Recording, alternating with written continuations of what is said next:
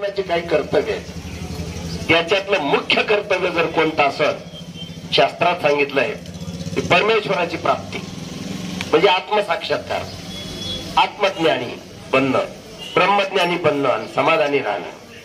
म्हणजे आपल्या जीवनातील दुःखाचा अंत करायचा असेल तर ज्ञानाचीच गरज आहे. इंग्रजीमध्ये एक म्हण आहे, no gift is greater than the gift of knowledge. जगात ज्ञानापेक्षा काहीच नाही. हेही ज्ञानच आहे, पण हे जगण्याचं ज्ञान आहे. पण आत्मज्ञान हे माणुसकीने वागणं आणि समाधानाने जगणं हे ज्ञान वेगळं आहे. हे अध्यात्म ज्ञान. म्हणून सर्वात महत्वाची गोष्ट सांगितली, तुम्ही परमेश्वराची प्राप्ती करून घेतली पाहिजे.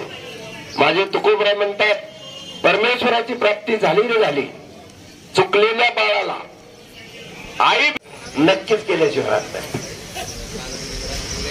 यसच म्हणतात ते, तडगुरपणा नाही त्यांच्याकडे. आणि आज आणि कुठलाही कार्यक्रम असू दे, एखादा चांगला पाटोद्याच्या वैभवात भर टाकणारा हा कार्यक्रम आहे.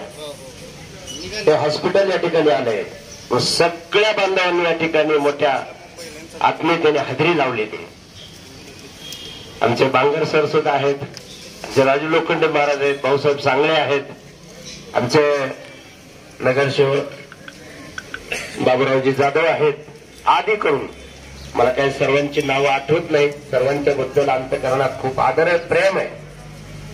उपस्थित सर्व बंधू आणि भगिनींनो, सागर भैयाला मी पहिल्यांदा सुरेश भैयाला मी धन्यवाद देतो की तुम्ही दोघे दिल्लीहून इथं आलात.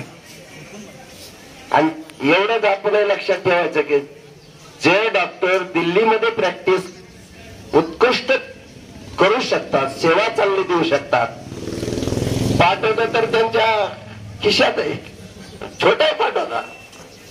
इथल्या माणसाला तर ते सहज चांगली सेवा, उत्कृष्ट सेवा देऊ शकतात.